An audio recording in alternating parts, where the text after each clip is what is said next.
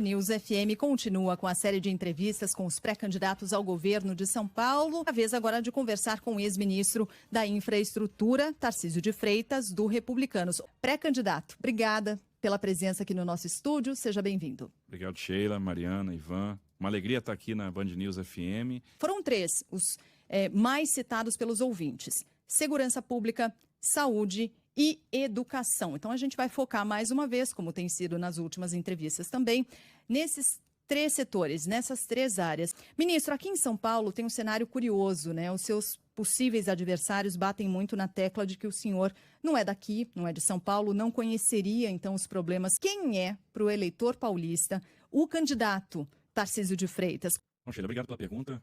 O pessoal tem me rotulado muito como carioca. E é engraçado que eu sou um carioca que nasceu no Rio e morou no Rio até os 2 anos de idade. Que começou a sua carreira profissional em Campinas, na Escola Preparatória de Cadetes do Exército. E que tem uma vida dedicada à infraestrutura. Por que a questão da infraestrutura é interessante? Porque a infraestrutura é meio, a infraestrutura não é fim. E para você projetar a infraestrutura, você precisa entender, sobretudo, a dinâmica econômica. Então, por exemplo, o que nós fizemos no Ministério da Infraestrutura? Nós concluímos, por exemplo, em São Paulo, o ramal Estrela do Oeste São Simão, que é um trecho final da Ferrovia Norte-Sul.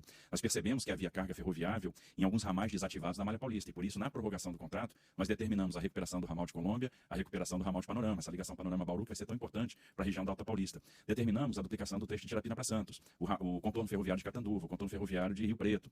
Trabalhamos na segregação da linha de cargas, e hoje a gente tinha um conflito, né, carga ferrovia na CPTM e até a Estação da Luz, então era importante para que a gente aumentasse a capacidade ferroviária e deixasse o campo aberto para a licitação do trem intercidades, porque quando eu faço essa segregação, eu diminuo muito o custo de investimento para viabilizar o trem Americana Campinas-São Paulo, que é um trem de passageiros de média velocidade. Trabalhamos na desestatização de Congonhas, são 4 bi de investimento ali, aumento de segurança, etc. Um leilão que deve ocorrer ainda este ano, no segundo semestre. Trabalhamos muito na desestatização do Porto de Santos, que além de aumentar muito a capacidade portuária, vai revitalizar toda a Baixada Santista e resolver gargalos como a falta de viaduto da Lamoa, a ligação Santos-São Vicente por meio do túnel do Maciço, a travessia seca Santos-Guarujá. Então, observe que há uma compreensão dos problemas do Estado, e é interessante que nas visitas que nós temos feito, as pessoas têm trazido os problemas. Então, e isso entra, obviamente, no plano de governo. Eu percebo a preocupação com segurança hídrica no Estado.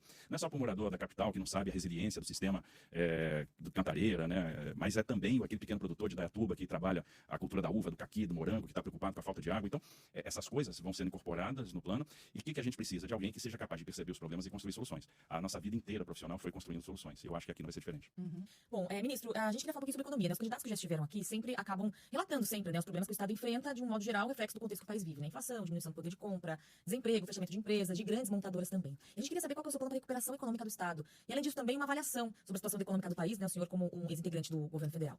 Olha, primeiro a gente tem que entender a dimensão das crises que nós passamos, né? O governo enfrentou uma recessão brutal na Argentina, que subtraiu exportações industriais brasileiras, enfrentou um desastre de Brumadinho, que além da tragédia humana, concorreu para uma queda de PIB, em função de afetar um setor muito importante para a economia, que é o setor mineral. A crise do Covid, que é uma crise sem precedentes, sem dúvida, eu acho que é a maior crise que a nossa geração viu. Enfrentou a crise hídrica e com aquele desafio de não permitir que a gente tivesse ali problema de abastecimento de energia. E agora a guerra da Ucrânia, é a primeira vez que a gente está vendo banimento financeiro de um Estado. Então, são crises que levaram uma desorganização dos processos produtivos, um processo inflacionário que é global, generalizado. O Reino Unido está anunciando inflação de 10% ao ano agora. Isso é inimaginável, porque o Reino Unido está há 20 anos sem inflação. E a gente, obviamente, como parte desse contexto, no estado de São Paulo, nós tivemos um caminho diferente daquele que foi adotado pelo governo federal, que foi o caminho do aumento de tributos, né? Se fez muito caixa, mas estrangulando o setor produtivo. E a gente viu aí fuga de empresas de São Paulo, e isso, obviamente, compromete o emprego. Entendo que a questão mais importante agora é a retomada do emprego. E como é que o emprego vai ser retomado? Por meio do investimento em infraestrutura, pela captação de investimento privado, por meio de aproveitamento de potencialidades, porque, observe, essas crises, elas abrem também janelas de oportunidade, porque as cadeias globais, elas vão se redesenhar. E se a gente resolve a questão tributária e consegue formar mão de obra apta, consegue investir em infraestrutura, a gente vai ter todas as condições para trazer empresas que hoje estão na Ásia e podem vir para cá. O Estado de São Paulo tem tudo para liderar um processo de transição energética. O mundo está vivendo hoje uma transição de economia marrom para economia verde. E nós temos aqui muita condição. A cana-de-açúcar, que impulsionou a economia do Estado num determinado momento, pode impulsionar de novo, porque a gente tem a possibilidade de investir no etanol de segunda geração, na célula combustível, o processo do etanol, o processamento da cana pode gerar o fertilizante, a gente pode trabalhar com fertilização, e no final das contas você ainda tem o gás. Para um Estado que importa 73% da energia que consome, ter gás disponível para os seus parques industriais perto do centro de consumo é fundamental, porque se a gente diminuir essa carga tributária e melhorar a oferta de energia, eu vou ter todas as condições de reindustrializar São Paulo e ter uma forte geração de emprego. Então é nessa linha que a gente vai caminhar. Por exemplo, existe um excesso de créditos de ICMS, créditos tributários que estão retidos. Se a gente tem uma programação de liberação desses créditos, o que vira esse dinheiro? Vira investimento. É o empresário que vai investir na ampliação da sua capacidade de produção, vai gerar oferta a partir desse investimento, e isso é posto de trabalho, isso é emprego. São várias pessoas, né, que hoje aí estão desempregadas, e por mais que o indicador tenha melhorado, o desemprego tenha cedido, você tem muitos desempregados ainda no estado de São Paulo. São Paulo tem 2.200.000 famílias beneficiadas com o Auxílio Brasil, né? Você tem aí quase 3 milhões de desempregados. Então, a partir do momento que você gera essas oportunidades, você vai absorver essa mão de obra e você começa a equilibrar a questão social, a questão de segurança. Então, você tem uma repercussão em todas as outras áreas. Bom, vamos aos temas dos nossos ouvintes, ministro. Segurança, o primeiro deles, acho que foi o mais citado. A gente está passando por algumas questões muito específicas no estado de São Paulo, na capital paulista principalmente, e temos abordado esses temas aqui dentro da segurança com todos os pré-candidatos. O papel do Estado no combate à Cracolândia, embora seja algo muito mais voltado às prefeituras, em especial da capital paulista, combate ao crime organizado, PCC, o uso das câmeras nas fardas dos policiais. Dois desses assuntos o senhor já tem falado bastante aí em outras sabatinas, em outras entrevistas. O primeiro, então, esse está mais em evidência, o uso das câmeras, apesar da redução da letalidade policial, da própria PM oficialmente, né, dizer que foi algo bom, o senhor disse que, se for eleito, vai acabar com isso.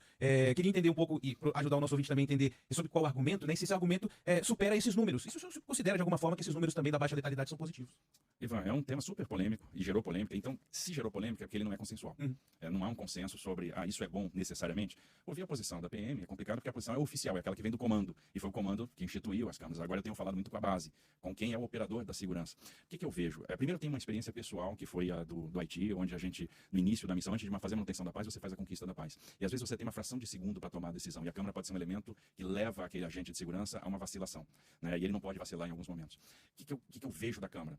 Para mim, é um voto de desconfiança para o agente da segurança pública. Eu estou dizendo, de certa forma, e isso fica implícito: olha, policial, eu não confio em você. Eu preciso te monitorar. Eu não confio naquele cara que ganha mal, veste farda todo dia para nos proteger contra a bandidagem. Então, de certa forma, é um voto de desconfiança. Então, eu acho isso ruim. Entre confiar no bandido e confiar no policial, eu prefiro confiar no policial. Mas tem outras questões aí que impõem uma reflexão. E como qualquer política pública, ela precisa ser reavaliada. Qualquer política. Por que a gente mudou a lei de cabotagem? Porque a lei aquilo que a gente tinha de cabotagem no passado incentivava a indústria naval. Mas ela foi eficiente no que diz respeito à cabotagem? Não. Então vamos reavaliar.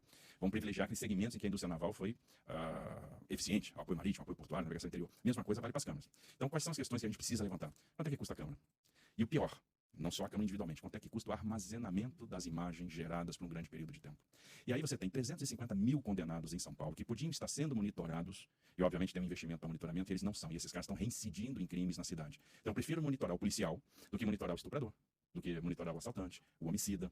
Então essa é a escolha que São Paulo está fazendo. E sai mais barato ter a tornozeleira e fazer esse monitoramento do que botar a câmera no policial. Nós temos a 23ª polícia mais mal paga do Brasil, o estado mais rico do Brasil, tem a 23ª polícia mais mal paga do Brasil. Então eu não estou preocupado na renda do policial, eu estou preocupado em investir centenas de milhões de reais num dispositivo, no armazenamento dessas imagens. Outra coisa, essas imagens às vezes inibem aquelas pessoas que querem fazer uma denúncia. Olha, eu quero chegar numa guarnição e dizer para aquela guarnição: olha, está havendo um crime ali, ali tem um cativeiro, ali tem uma boca de fumo, tem um ponto de droga. E aquela pessoa fica com medo de fazer essa abordagem porque ela vai ser registrada. Essa pessoa vai ter a sua identidade revelada, e o sigilo do denunciante é uma coisa fundamental. Terceiro ponto, você tem a utilização de isca. O que é isca? É aquele menor criminoso que aborda uma guarnição, chama a atenção daquela guarnição, ela é obrigada a fazer um flagrante, levar aquela pessoa para uma delegacia de polícia. Então nós desmobilizamos uma guarnição, vai passar um tempão ali fazendo aquele registro, que é de pouca relevância, um alvo não compensador, e aquilo é feito propositalmente, para aquele menor imediatamente vai ser liberado, e eu deixei o flanco aberto, né, o caminho livre para que um crime de maior potencial aconteça passando por baixo dos nossos narizes. Então o que eu defendo? Uma reavaliação dessa política. Não seria o fim, né? Porque o que se diz é isso, né? Que você aproveitou acabar, mas reavaliar já é o jeito que está ruim, e a gente precisa reavaliar essa política pública. Eu acho que tem muitas melhorias que podem ser feitas para que o policial de fato seja o protegido. Nós temos que proteger, valorizar o profissional da segurança pública, e não o contrário. Eu não posso proteger o bandido. E aí o senhor citou a remuneração, né? Uma das polícias não mais mal pagas no país, mas está longe de ser a mais bem remunerada, né? A Polícia Militar de São Paulo tem hoje o menor contingente dos últimos 20 anos, e a população cresceu. É considerada, assim, bem equipada, comparativamente em relação a outras polícias, mas esse é um dado aqui muito assustador para a população, do mais baixo contingente dos últimos 20 anos. Qual seria o plano do senhor para sanar esse déficit? Quais seriam os caminhos, como fazer isso e como melhorar também o salário desses policiais e dos bombeiros também? Olha, nós precisamos valorizar o profissional. A valorização profissional tem várias dimensões. Salário é uma delas. Salário é importante. Então, o aumento de salário é importante, inclusive, para fixar, para manter aquela pessoa na corporação. Porque hoje a evasão é muito alta. A gente está falando de polícia militar, mas nós poderíamos levar também a discussão para a polícia civil, que hoje tem um déficit, né, aproximado de 15.000 profissionais. Se eu tenho um déficit de 15.000 profissionais, significa que eu vou ter, obviamente, eu vou baixar a resolutividade de investigações. Eu não vou conseguir levar criminosos para a cadeia. Crimes ficarão impunes. E a pior coisa que pode ter na questão de segurança pública é a sensação de impunidade. E a impunidade acontece por falta de estrutura. A gente tem visto policiais civis tirarem dinheiro do bolso para manter suas delegacias, os seus veículos operando. Isso é um absurdo.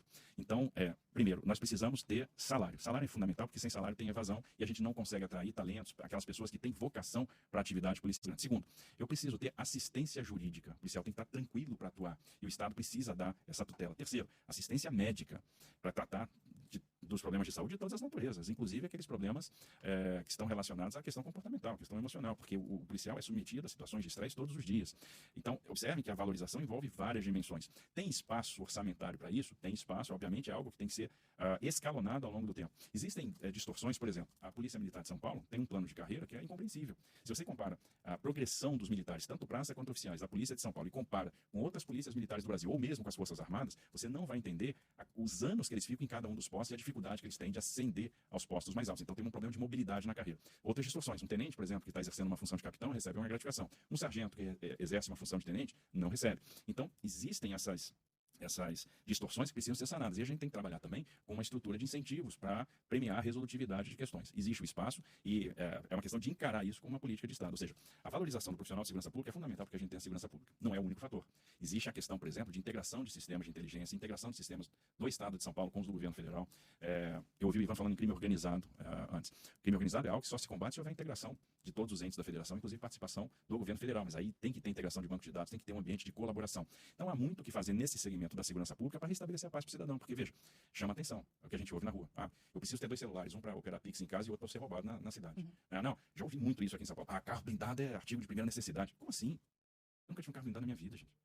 Eu nem dinheiro para isso. Então, como é que carro blindado é um gênero de primeira necessidade? E o cidadão que não tem? O que a gente vai falar para a família de uma pessoa que é baleada por um entregador e alguém que era reincidente em crimes e esse cara não devia estar circulando? E aí tem um papel que São Paulo, pela força que tem, pode exercer, que é a liderança do processo de mudança de legislação dentro do Congresso Nacional. Porque entendo que nós temos que ter penas mais duras para criminosos, para tirar o reincidente da rua. E tem que usar muita tecnologia para a gente monitorar a bandidagem. Então, eu acho que é esse o caminho. Bom, ministro, muitos ouvintes também perguntando, pedindo para que o senhor comentasse sobre o tema saúde. E para isso a gente separou aqui uma pergunta da nossa âncora, da Band News FM, do programa Entre Nós, e também do Boa Tarde São Paulo, da TV Band, Adriana Araújo. Vamos ouvir. Olá, bom dia aos meus colegas, nossos ouvintes da Band News FM, bom dia ao ex-ministro Tarcísio de Freitas. Eu queria que o senhor fizesse um diagnóstico dos problemas de saúde de São Paulo. Quais são os pontos mais graves? Quantas pessoas esperam numa fila por cirurgias? Quais são as cirurgias mais urgentes? O senhor, como engenheiro do Rio de Janeiro, considera que tem experiência suficiente para melhorar o sistema de saúde do estado mais populoso do país? Muito obrigada. Bom, muito bem. Obrigado pela pergunta, Adriana e Maiara. Vamos lá. O que a gente tem visto, Primeiro, uma falta de resolutividade da atenção primária. Então, a gente tem uma atenção primária que não consegue resolver os problemas e a gente tem um encaminhamento muito pronunciado para a atenção secundária, para a atenção terciária, ou seja, para os hospitais regionais, para aqueles hospitais da alta complexidade. Então, casos que poderiam ser resolvidos na atenção primária estão sendo encaminhados para as outras instâncias. A gente percebe também uma falta de gestão no que diz respeito a medicamentos. E aí nós temos uma situação até inusitada, que é faltar medicamentos até básicos em determinadas unidades de saúde. Outro problema é o problema da financiabilidade da média e alta complexidade, sobretudo da alta complexidade. Nós temos aqui uma estrutura muito baseada em filantropia, por meio de santas casas, e por uma questão de lei de responsabilidade fiscal, algumas unidades de saúde têm gestão compartilhada com fundações. As fundações acabaram virando um grande estoque de recursos humanos. Então, parte da mão de obra que hoje trabalha em determinados hospitais, naqueles que têm fundações associadas, são custeados pelas fundações. Então, essa defasagem da tabela do SUS faz com que os hospitais e o sistema Santas Casas, sobretudo, não tenham como sobreviver. Quando ele não tem como sobreviver, o que ele faz? Ele aumenta a quantidade de convênios que são atendidos e diminui a quantidade de pessoas que são atendidas no SUS. E aí, quando você faz esse movimento, as pessoas vão ficando mais tempo nas filas. Nós não tivemos, por exemplo, e era natural que depois da pandemia, quando houve um freio nos procedimentos eletivos, que a gente tivesse uma grande fila. A gente já tem uma fila que é orgânica, que sempre aconteceu, e você tem uma fila adicional causada pela pandemia. Você só resolve isso com um tirão. Você só resolve isso aumentando o período de trabalho, trabalhando no final de semana. Agora, para isso, você precisa ter RH, você precisa ter recursos humanos. Existe um problema de distribuição de profissionais no estado de São Paulo. Então, de certa forma, se a gente compara a média de médicos em relação a outros países do mundo, a gente não está mal, mas, por exemplo, falta médico e a média é muito baixa no Vale do Ribeira. Interessante, do lado, na Baixada Santista, a média é alta. A média é bastante alta, superior até a média do estado e a média nacional. Então tem uma questão de reequilíbrio de forças. Agora, como é que se resolve esse problema? Falta dinheiro para a saúde? Falta. Mas nós precisamos eliminar desperdício.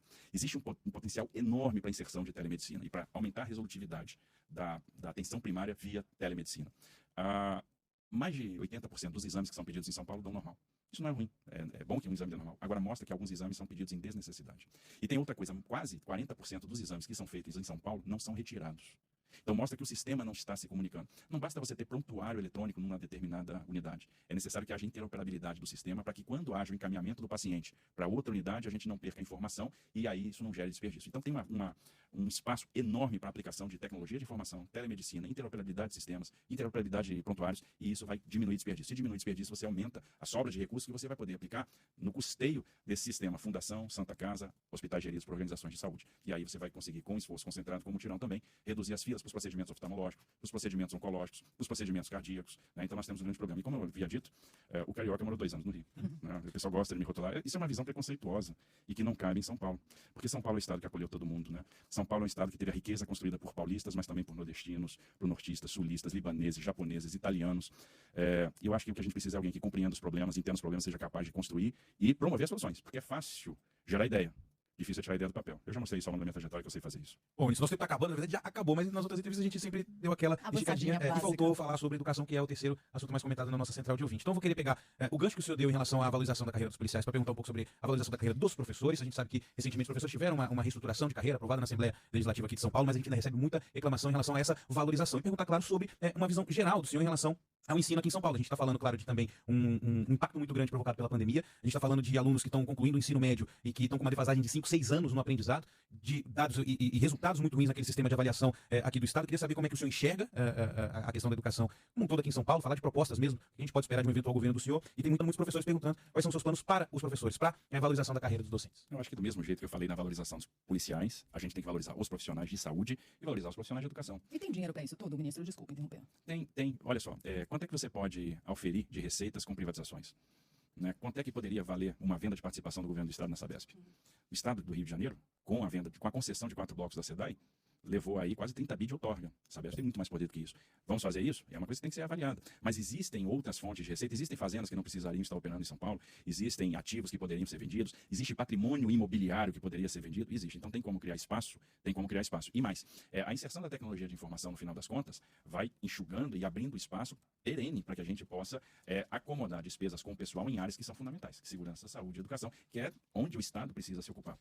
Quando a gente percebe, São Paulo tem o maior sistema público de ensino da América Latina, são 3,5 milhões de estudantes, e tem um desafio, né, o Estado em si muito forte, que são os últimos anos do ensino fundamental e o ensino médio. É necessário, por exemplo, dar perspectiva para o jovem. E aí, a formação técnica, a formação profissional tem que ser tal que permita ao jovem ingressar no mercado. Veja que a gente falou de etanol de segunda geração, a gente está falando de tecnologia no campo, mas eu preciso ter profissional formado para isso. Nós precisamos trazer inovação para o Estado de São Paulo, mas eu preciso ensinar o aluno a programar. Eu preciso ensinar a educação financeira para o aluno. Então, observe, é fundamental que a gente tenha creches, que a gente tenha escola de tempo integral, mas não adianta ter escola de tempo integral se a escola não tiver infraestrutura, se ela não tiver conforto. E aí você precisa ter um programa de reforma, construção de unidades para aumentar a oferta de vagas. Hoje você tem, principalmente nas regiões periféricas, pouca oferta de salas de aulas lotadas. Em algumas regiões do estado, nós temos vagas sobrando. Então há de se ter um equilíbrio, então nós temos que aumentar a oferta. Nós temos que trazer a tecnologia de informação para dentro da sala de aula. Isso é uma coisa interessante, que democratiza o aprendizado, que a gente pode operar com centrais de produção de conteúdo. E a gente tem que entender como é que é o jovem de hoje. O jovem de hoje gosta de ser desafiado, ele gosta de passar de fase no videogame. A educação tem que ir na mesma linha, ele tem que ser desafiado, ele tem que passar de fase. E aí você pode começar a inserir coisas sofisticadas que vão formar um profissional de uma característica diferente, que é o profissional que vai ser o demandado pelo mercado lá na frente. Existe um espaço